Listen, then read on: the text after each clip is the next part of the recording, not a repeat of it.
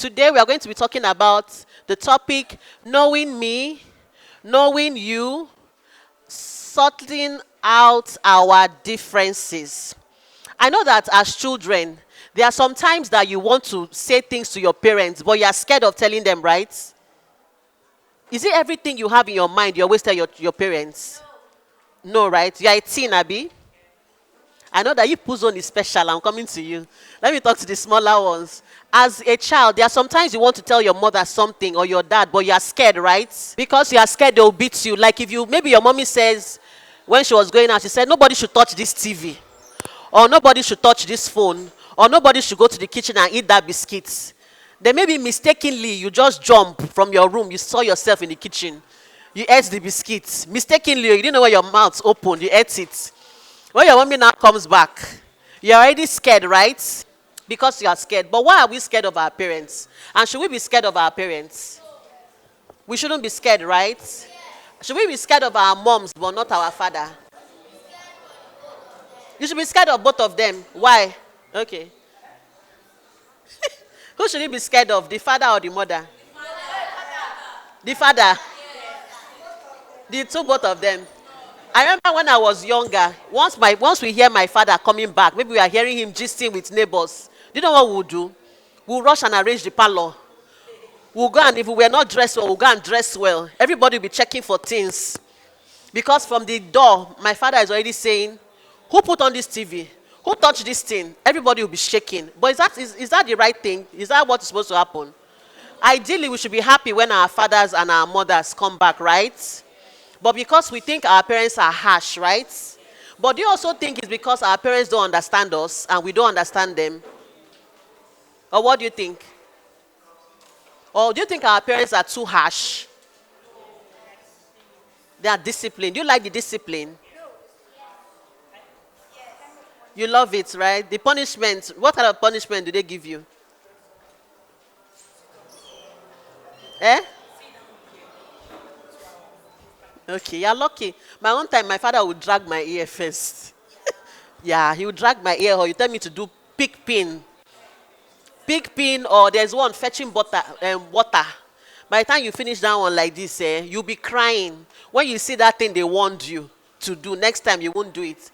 But I think that sometimes we parents, as a parent, I think sometimes we want you people to behave a certain way, but we don't understand you. When I was growing up, the way my parents raised me is not the way I'll be able to raise my children now. Because when I was growing up, there was nothing like smartphone. Now, most of you have phones, right? Some of you are on Facebook, you're on Instagram. When I was in the university, I used to go to cyber cafe. We'll pay 100 naira to browse Yahoo email or Gmail. But now, every phone comes with emails. So you see that the world has changed. Now, children of these days, a mother can be talking, they will say exactly. You can be talking, a child will say, mommy, that's weird. Mommy, that was stupid. But when I was growing up, you can't even look at your mother in the face like this. Because then our parents were so harsh. Mothers that had daughters were very harsh. Because they'll say if you don't train her, she will get pregnant. If you don't train her, she'll become wayward. But I think the best thing is for parents to be close to their children, and for the parents to see their children as friends, best friends. When it's time to discipline, you discipline. When it's time to be harsh, you be harsh. But it's important that children go closer to their parents so that your parents can guide you. Because if you have things that are bothering you and you can't tell your parents and you go and tell somebody else, what if the person has a bad intention? So I want to ask the children a question. What do you wish your parents knew about you? What do you wish your parents knew about you? What I wish for my parents to know, so they will know that when I'm happy and when I'm sad. He said something very, very important. He said he wishes his mother and his father know when he's sad and when he's happy. How old are you? But sometimes they don't know when you're sad, right? Who else? Thank you. Who else? What do you wish your mother and your father know about you and, I wish my mother and my father knew that I'm a good girl. that you're a good girl. Why do you say so? Do you think they think you are a bad girl? So why do you say so? Let's not laugh. No answer is stupid. Why do you say so? Okay, you just wish could be telling you that you're a good girl and praise you more, right? Okay. Any other one? I want to hear from teenagers. My daughters are not teenagers, so I'm not looking forward to that time, but I know when it's time, God will help me. Yes. I wish my father and my mother knew That you are a star, that you are brilliant. They don't know you are a star. They don't think you are. Do they ever tell you are brilliant or you can do great things? Do they tell you? Okay, but you want them to do it more, right? Okay. Sometimes you are thinking, like me, sometimes I'm like, I've cooked afternoon food. I'm thinking night food. I'll be thinking, what is for night food? I'll now remember that I'm the mother. I have to cook. So it's a lot of pressure for us. So let me hear from mothers too. Please, what do you wish that children knew and understood better? We parents beating children. It's not as if we like beating children. We're only correcting mistakes. And you know again, there is this saying in the Bible that says, spare the rod and spoil the child. I have 3 boys. Anytime I want to beat them, I will quote the Bible for them. And I'll let them know that what they've done is wrong. And there's this story that I do tell them that I will beat you now. If I don't beat you now, when you grow up, you will beat me. So the best thing is for me to beat you now. And nowadays, in our schools, we don't allow cane. Okay, yes. We don't allow cane. And you know, the parents want the best for you. Yeah. They want you to be outstanding everywhere among your peer groups. You know, they want you to be the child that will go and represent them in debates, in different things. And they want you to make them proud. They are only correcting you so that you become something better. It's not as if there is no wicked parents anywhere. There is no wicked parents anywhere. And for those that are not staying with their parents, that they are staying with guidance, somebody was asking the last speaker that I want to do something, but I'm not allowed. If that thing is really what God has said for you to do, you are going to do it. It's just a training. You just need to know that you are going through a training. It's not as if your parents are wicked. And it's nowadays that we now start hearing emotions, feelings. There's nothing then. They don't even want to know, maybe they have emotions or feelings. But it's nowadays that we are now hearing my parents need to understand. Fine. If you want your parents to understand your feelings and your emotions, you too, you need to know the mood your parents are in. She said it the other time, you are just your mom or your dad is just coming back from work, tired, doing this. Then it's that time that you are now going to mommy, I want this, I want that. She will definitely send you. So you too, you need to know that before my mom comes back, let me do these things to assist. Well, I think depending on the child's age. But are there other ways we can discipline our children without beating? Yes, we can always talk to them. What you said is so. Because actually what we get from our children, Yes. what's the impact of raising them? When we beat you, does it make you a better child? Does it make you unbeaten? Does it make you... No. Okay.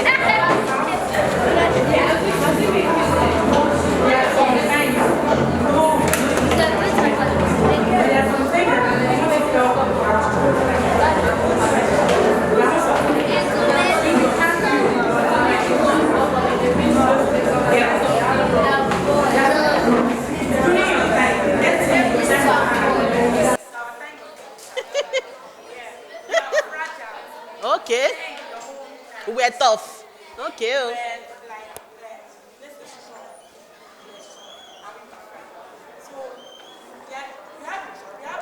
We give them to child now that some of them might not even be there. Many years and years, they might say from really here to come and ask for them. It depends on how strict. They said they are fragile.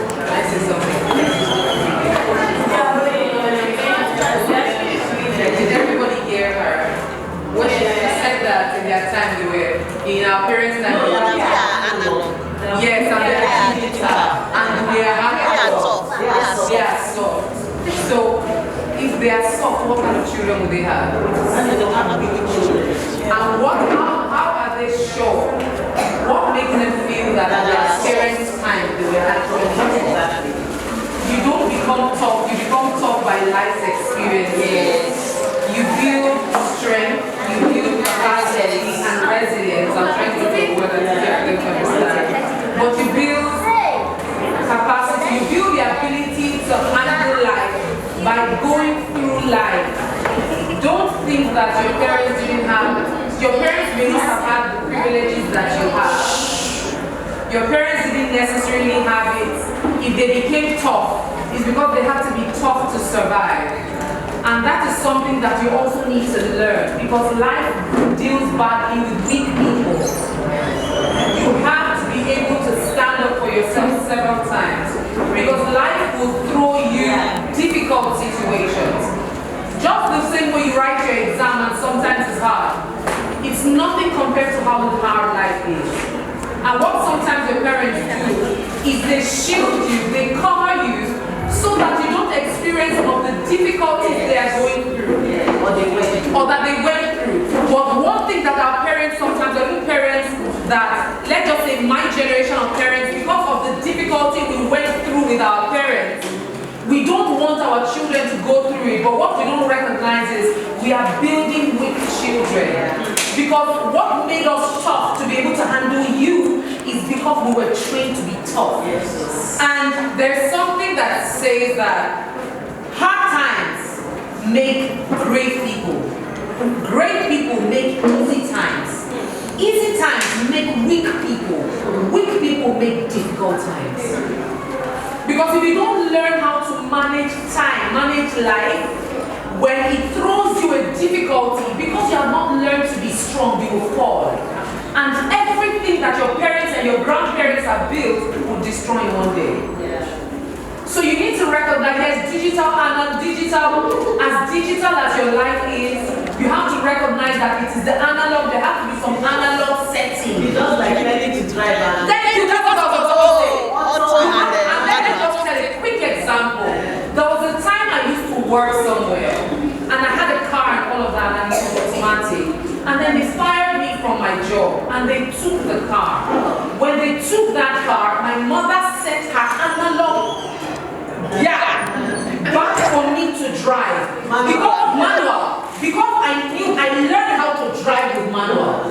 So when life became difficult, I still had a car to drive because I knew how to handle manual. So it is better for you to know how to handle difficult and how to handle great times. If life remains great, enjoy it. But when it gets difficult, make sure you have the inner capacity, the inner strength to stand. Because if you don't, you will fall. But I think one mistake we parents do in a bid to shield our children, You don't teach them. Well, You don't give them. yes, you want them to talk. But I also think it's also important to give them the nice things. The balance. Yes, it's not balance. So you don't want your child to be okay, you want to stop. Yes, what the difference, what our parents really do for us was explain why. So they beat, don't, they don't tell us why. So one of the things I tell my children is life is about choices. There are goods and there are bad. Your life will be, the outcome of your life will depend on the choice that you make. Just like I taught in my class that tomorrow does not exist and yesterday does not exist. It's only today that exists. Today is the yesterday that you did not prepare for or that you prepared for. Tomorrow will be the today that you prepared for yesterday. So in every today, how are you choosing?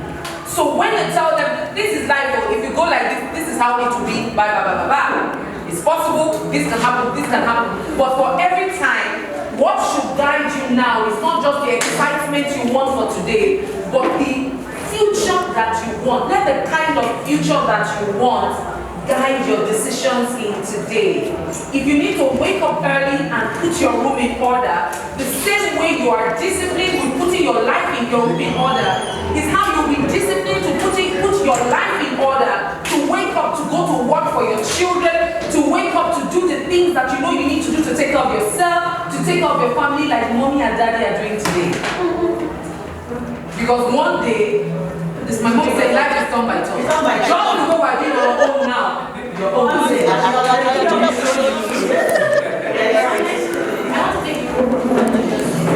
there was a time I was looking for a secondary school for my daughter, and calling out when I got there. The school, they are not even doing anything. Let me just use that. They are not watching their place. They are not watching their place. They are not doing. I was like, how are you doing so? How are you doing so? But I said no. All they can do, all they do is just watch their chances. So I was really uncomfortable. And I went home like I remember I wrote something like I was concerned, but I think those people came for me. They were like, no, they don't need all those skills. All they need now is soft skills. And she was like, yes, let them be playing soft skills. And I'm thinking that how do we move even as a generation?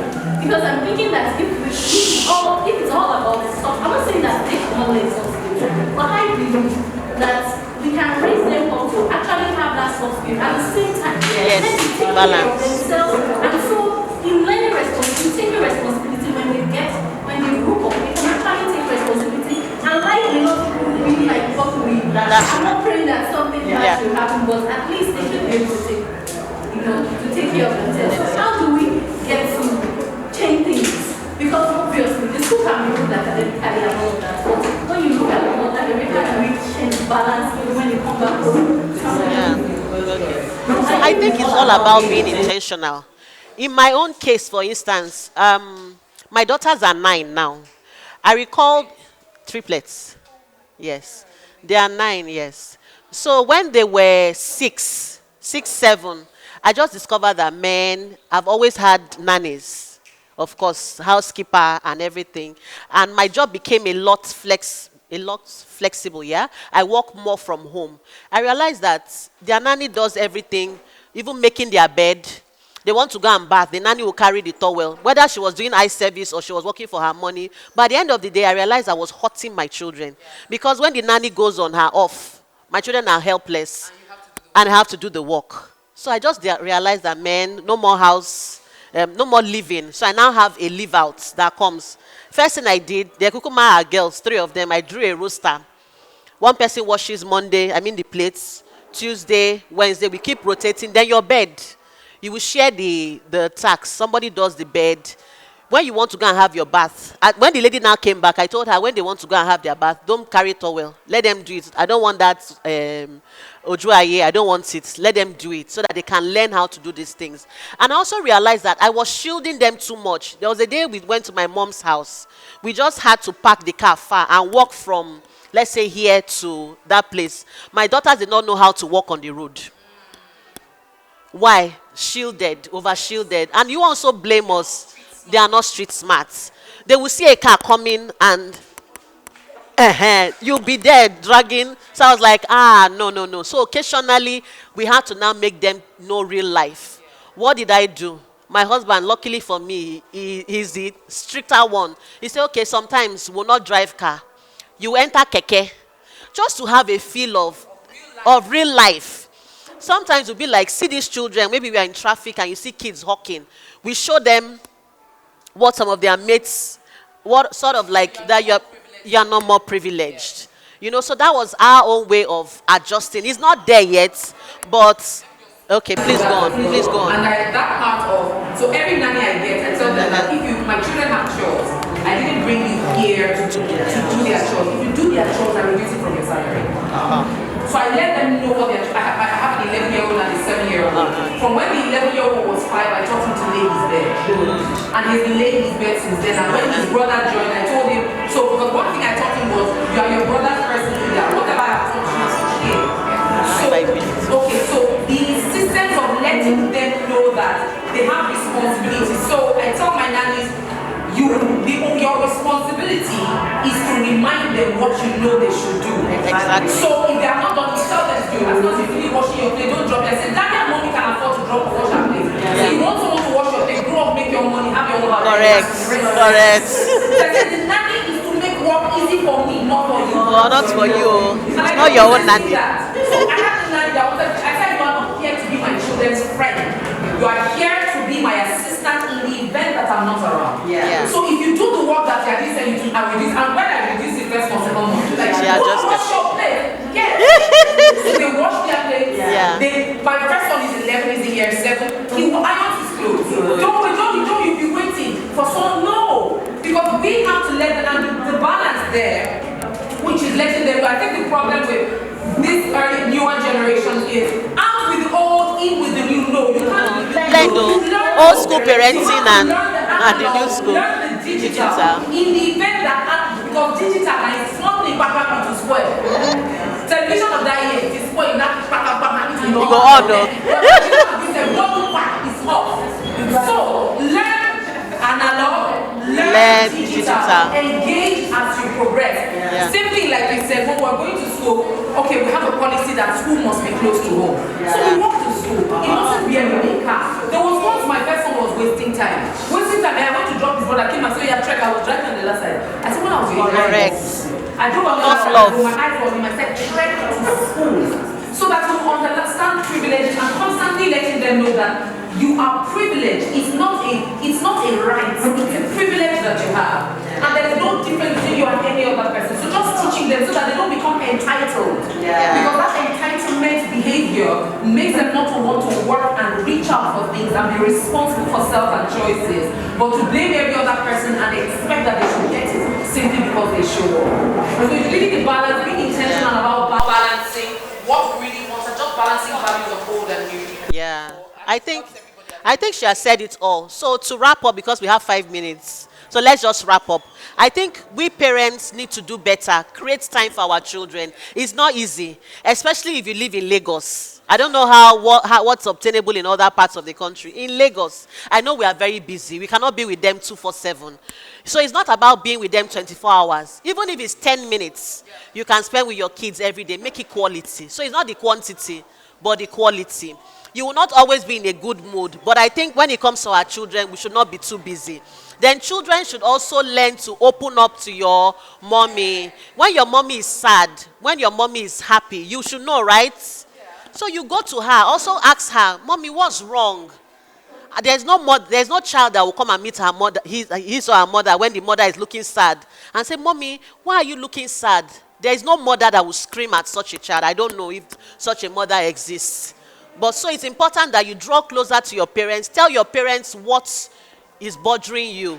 Don't go and be telling your friends outside so that they don't mislead you. And then we parents, so let's also learn to manage our emotions. So let's just manage our emotions, and God will continue to give us wisdom and grace, so to raise you guys and give you people grace too and wisdom to act like good children in Jesus' name. Say Akada.